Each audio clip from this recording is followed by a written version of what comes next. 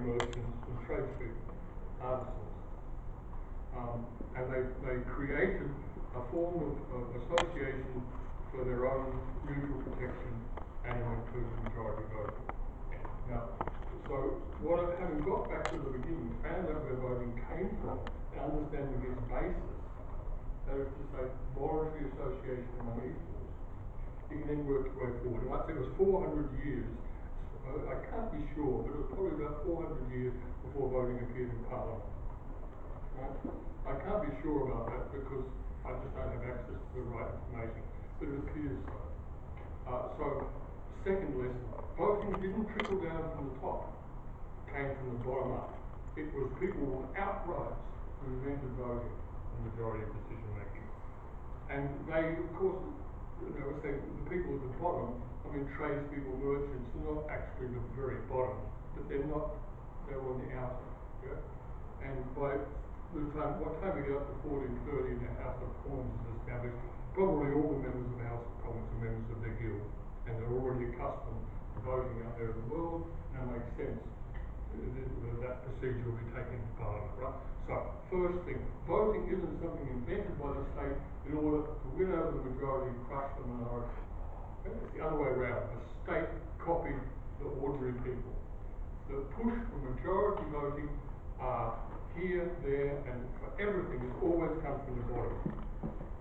The levellers, who fought, died in vast numbers to fight against the king and defend Parliament in the 17th century, wanted voting, right? Universal suffrage. That was their number one thing, which they weren't given. Eventually, they got it, but it took another 300 years. Okay? But majority decision making is the method of decision making for people that rely on only each other, have nothing. And if they're going to have something, they need to decide by majority voting. Okay, so there was a long story from working up from there to get up to, say, the Second World War when I stopped. How you go through the different types of procedures that were used. Just a brief thing.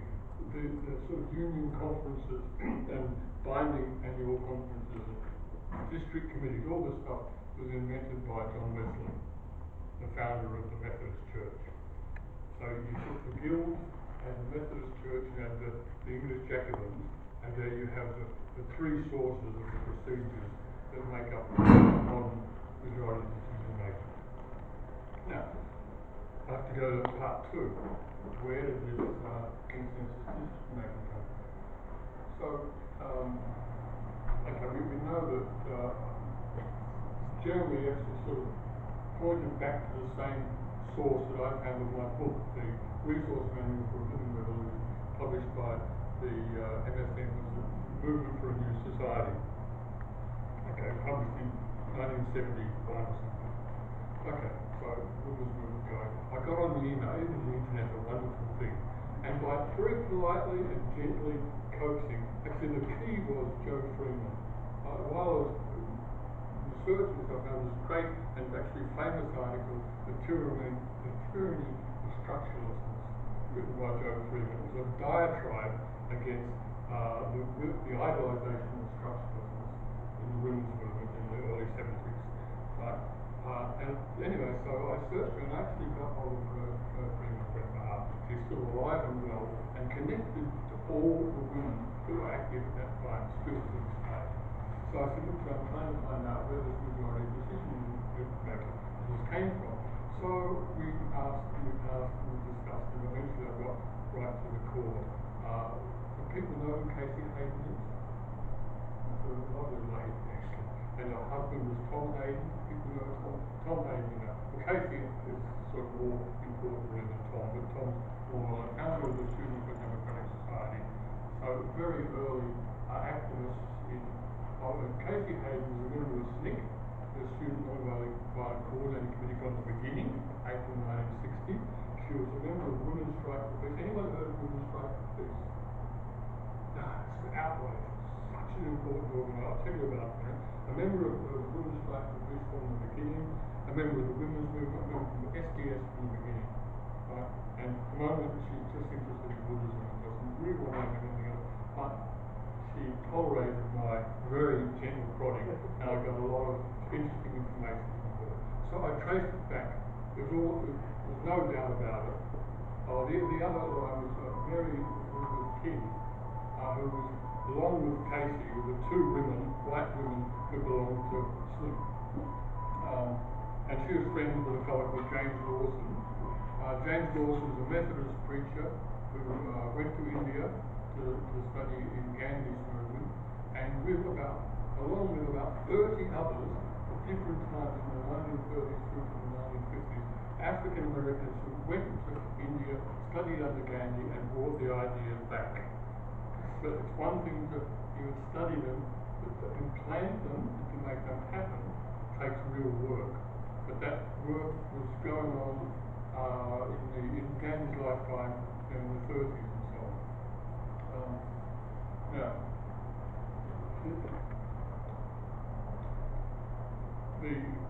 probably you have to say that the first application of consensus decision making was in the Student Nonviolent Coordinating Committee in Nashville. They had a founding conference in Nashville, which created an organisation in April 1960. And James Lawson, who I just mentioned, the Black Methodist preacher, wrote the Constitution, and he claims to have introduced consensus decision making. The style of consensus decision making used by SNP is where you have meetings that go for sort of 36 hours non-stop. I don't know if you've ever been to these kind of meetings, but you just got decisions done there. I don't agree with that. They're like, oh no, then that could again, right? It's that style of meeting. Right? That's one style of consensus. It's not the only style. That's what started. But a little while after that, in September 1960, we had Women's Strike for Peace. It's one of the, it's one of the outrageous things that no one's ever heard of Women's Strike for Peace. What it was a group of middle-class housewives. I use those words advisedly, right? Not because I just don't know what's politically correct to say such things. Right? They identified themselves as housewives, and they were. Anything was never actually quite simple. They usually actually had jobs as well, but they themselves presented themselves as mothers, and they were picked up in the press and everything. And one of them, Eleanor Gast, she had married a conscientious objector, and through that joined the Quakers. And so the Quakers, she learned the Quaker style of Quakerism, which is usually what people turn to for consensus. And she taught Women's Strike for Peace how to make decisions by consensus. But theirs was a different style of consensus. Following the Quakers, their meetings were characterized by prolonged silences. You've reached a difficult spot, you just sit with it for a while.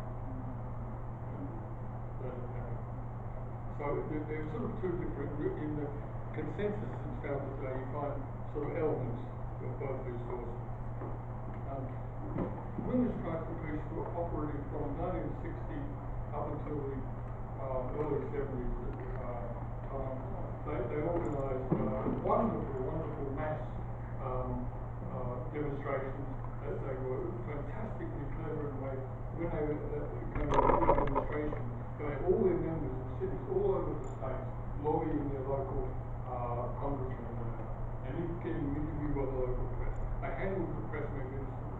So I hauled up before the House American Activities Committee, I get it right, and they were begging to give evidence.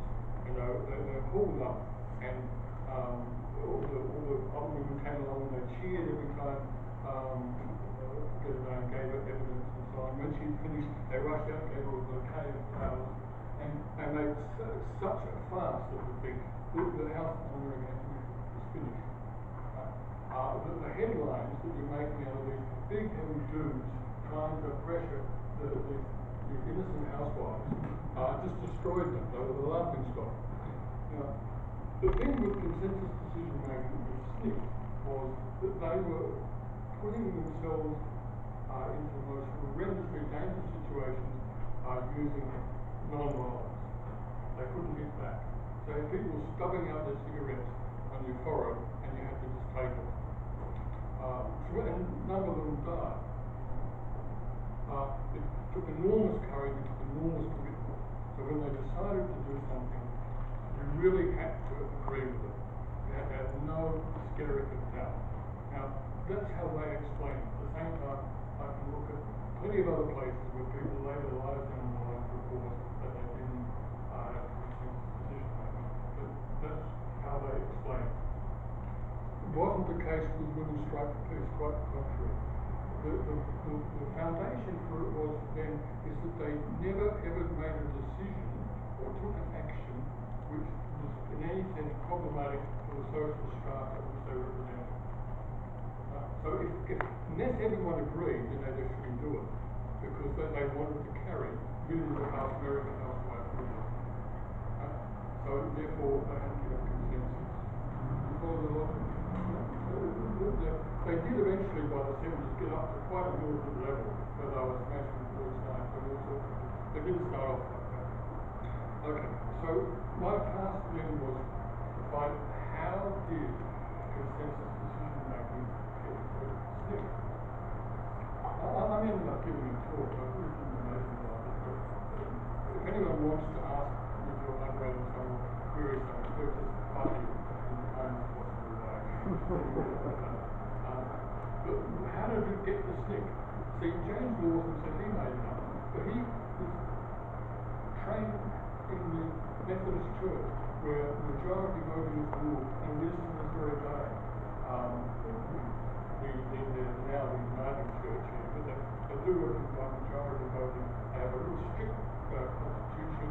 The decisions of annual conference, every preacher has to carry on with them, because they're now. It's really like a Star Wars kind of party, right? It's very centralized, democratic centralism. They invented it, right? And they're still doing it. And they're very good at it. So it didn't make sense that James Lawson could have invented consensus decision making. So I had to have a rap.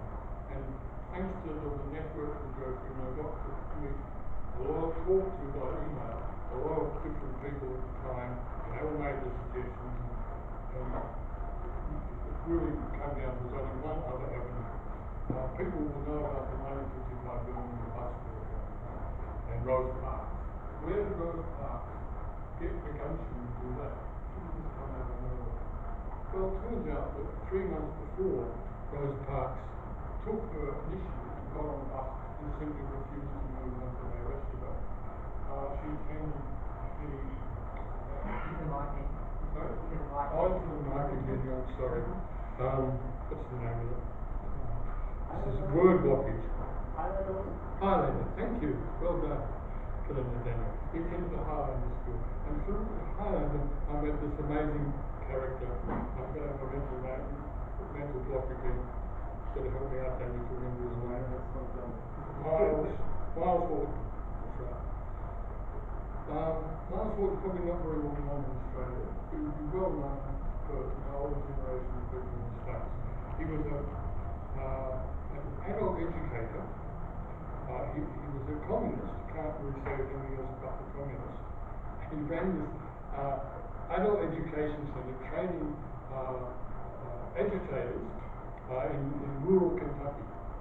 And the KKK and everyone else threw everything at them they could, but they're still there to this day, still teaching.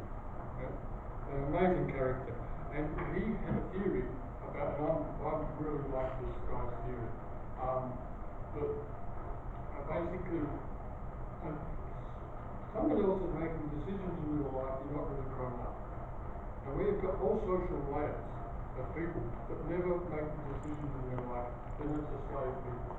The African Americans had everything, every decision in their life made for them. And that's how they were kept alive. Because they never had a chance to get around and make a decision collectively themselves what to do. So the heart of the teaching practice of Highlander was making collective decisions. A new batch of students arrive, they'll be shown, here's the sugar, here's the stove or whatever, here's where we meet, here's the broom cupboard, now you decide how you're going to run this place. And he was so meticulous. they had a group of trade unionists who came up to discuss how to win their strike, and they couldn't figure it out. And they figured that Miles Horton knew what to do. They said, "Well, tell us, Miles." I said, "No, I'm not telling you, you've got to figure it out." They actually put a gun to his head. "Look, you tell us what we've got to do in this strike." And then she said, "We'll do that, I can't help you." And so he backed down. But the methodology was taking groups of people and forcing them to collectively make a decision. And from there, it went out into the world, and basically, his graduates were the leadership of the civil rights movement. He's the only white, it is said, he's the only white man who was trusted in the civil rights movement. And he trained Rosa Parks. Rosa Parks said in her own reflections on it that she didn't know that you could actually were white people that you could trust, and meeting together, because in the heart of the Deep South, he held a non-segregated school, and a residential school, where they had dormitories, so black and white male and female all sharing a dormitory together. I mean, in the south of the states, this is just unimaginable, right? But by putting people through that practice of just, like touching each other's skin, seeing what it felt like, talking and watching each other think, which blacks and whites in America never did. Right? You might serve the whites a meal, you go out to the kitchen to eat your own, but you would never. Anyway, so it appears to me that he said, he taught what you call Robert's Rule, all that parliamentary stuff, to the unionists, because that's what they needed in their union. And he was training unskilled workers before the CIA got going. Which is the, we know what CIA is, and we don't, doesn't matter. And he was teaching civil rights leaders before this, really the very, very, very beginning of the civil rights movement. When you saw there was this judgment, I can't remember the name now, saying that you couldn't segregate schools, was made in the High Court. This is going to have ramifications. So he started bringing groups of people who are interested in education to the school and getting them trained. Now, all the people that became the national branch of SNCC that created consensus decision making passed through the Highland Zone. And but at the same time,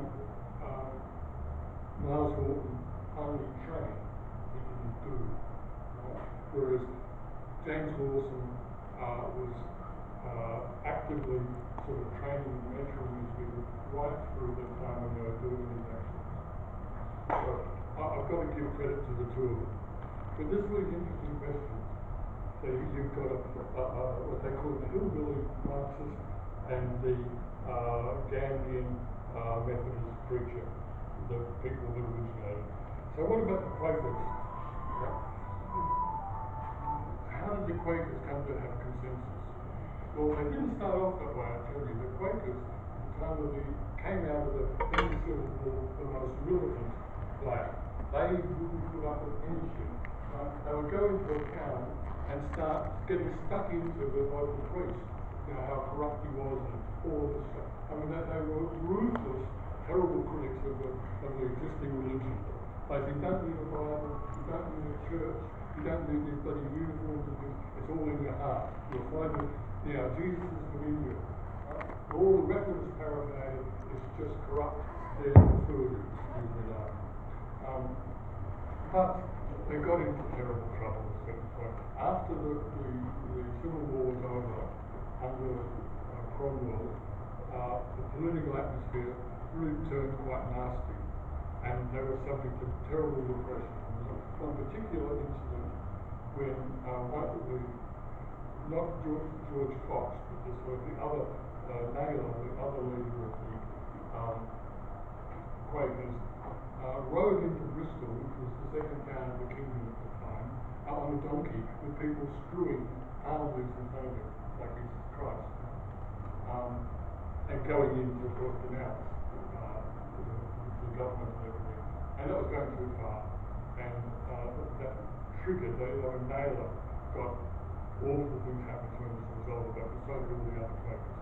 So they thought, what are we going to do? Because the thing is, how did Quakers make decisions? They believed that Christ spoke directly to them. You listen to your inner voice, Christ will tell you what to do. And that was a current of religion at the time. There was a number of different sects and things that were going in that kind of direction. So the thing is, if some Quaker, one of our fellow Quakers, suddenly gets it into his head that he has to go down to the police station where he tell the police that he's an old fool, and then we're all going to get sit down, right? You've got to do something about this. So they invented this procedure whereby Jesus speaks to you, yes, but only in the presence, in a covered meeting, in the presence of the faithful gathered. So a gathered meeting or a covered meeting is a meeting where the presence of Christ is there, and he will speak to you all together. He will tell you all the same thing. And that's why they have this prolonged period of prayer and silence in order to arrive at consensus. And they've developed so again, it's much more like a women's right to peace. But, okay, it's like they survived for several centuries, but they'd get effective consensus decisions in meetings of up to 1,000 or 2,000 people. I mean, they recognise that there are upper limits. They reckon you can do 2,000 or 3,000, you can't do 20 or 30,000. And if you look at the structure of the Quaker movement in America, it's very fragmented, all these sort of separate communities, because the consensus actually can only go so far. They're very good at it. They've had generations of training facilitators or clerks, as they're called, to run meetings, and the people raised in the faith to believe in it, sort of. So if anyone can do it with the Quakers, but limits even for them. The interesting how did it get from the Quakers out to the peace movement and the environmental movement and the anarchists and so on? And you might say, well, how did it not? This wonderful thing. But the Quakers actually weren't really interested in social activism. They weren't interested in spreading. They survived by keeping their heads down. That was the whole point. Consensus decision was a way of making sure you keep your heads down and you don't have members going off and landing things and bringing down the wrath of the state object. But they had their peace doctrine. And whenever there was a conscientious war going on, there would be conscientious objective, the Quakers would go there and support that conscientious objective. And what that created was a steady flow of principled conscientious objectives into the Quakers. And these were the people who were doing the social activism. And I remember in my early days of tracking down the results, that I've got all these people, counting who are Quakers, right, that are associated with this consensus decision making. But almost invariably they were converts or ex-Quakers. They weren't raised Quakers. They weren't Quakers that had come from generation after generation of Quaker family. A very conservative group of people who supported the war in Vietnam, the American government in Vietnam, everything. They didn't want to oppose the bomb because they didn't want to stick their heads out, didn't believe in opposing the government. Right? But they had good record on slavery.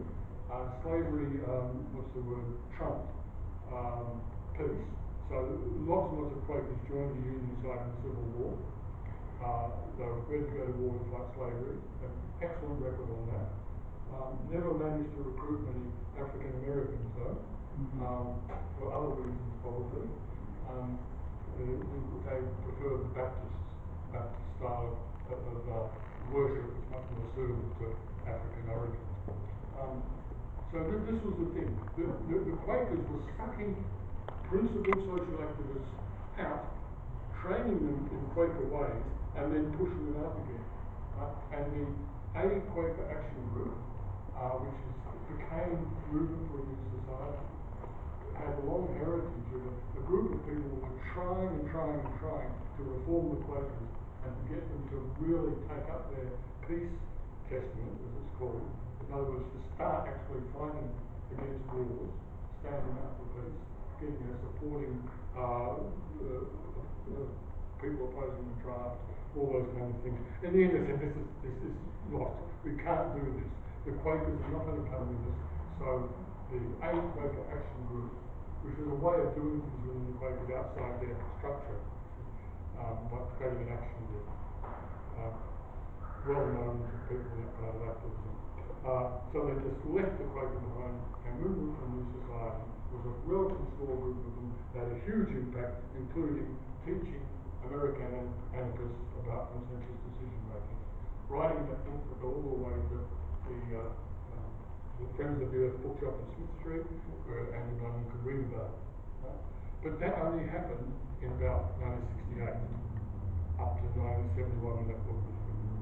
Consensus decision making was already way running before moving for a new society came into being. So if the anarchists learned it off moving for a new society, and all the anarchists told me they did, and all the evidence that they did, they were 8 years behind the civil rights movement, and about 7 years behind the peace movement, and about 6 years behind the women's movement. So they were wonderful times. We all went very rapidly. But that meant that nailed down where it came from. It wasn't an anarchist tradition. It may have fitted with the anarchist tradition, undoubtedly it did. But the thing is, if anarchists brought it with them from their tradition, how did it get, let's say, from 1930s Spain to 1960s America? And when Murray Bookchin wrote his book about Spain, it was premised on the fact that his fellow anarchists didn't know anything about what the anarchists had done in Spain. It was premised on the fact that there was a gap, that anarchists didn't know their own history. No wonder when you look at the small numbers, the conditions in the US. So anarchists did not get consensus decision making from the Spanish anarchists. Nevertheless, I had a look at the Spanish anarchists, and I don't know, if that's consensus decision making, God help us. Because when you make consensus, there's a other side to that, because not everyone will agree, and you can't coerce them. You don't have the means to coerce them. So what happens? They'll go their way. So laissez-faire. Consensus among those that agree, laissez-faire those that chose to go a different way. And those two are inextricable. In majority, the whole point of majority is you can't go your own way. If you're belong to a guild, you want to work in your trade, you're going to stay in that guild. You can't set up a guild in opposition. You can't. There is one guild. You're going to be a member of that. If you don't agree, you'll be outvoted, but you're going to stay a member of the guild. You pay your dues. You'll do your apprenticeship. If you get to be a master, you'll hire journeymen and apprentices. And you have to stay together. Long before the labour movement came into the box clubs. You're not going to disagree with what the box club's done and go off and start your own, because your savings are in there. The whole point about majority, this is not the whole point. Voluntary association among equals. Remain independent, equals remain independent self, voluntary association. But the other thing is that you tolerate minorities because you insist on their solidarity. So you may be in a minority in the union or the box club or whatever, but you're not going to break ranks. You will go with the majority. That's one sort of definition of solidarity. If you're doing consensus, well, okay, if you're in SNP, it seems like a strong element of solidarity there. But the fact is, if you don't agree with going into that particular lunch counter, you just don't go. But I can't call that solidarity. I mean, I'm sure they're all good mates, and there's no recriminations. Of course, there were no recriminations. That was expected. Only those that really agreed and wanted to go to that lunch counter that day went. And among them, solidarity is not a question, because you all made a joint, you had a common will to do that. Okay?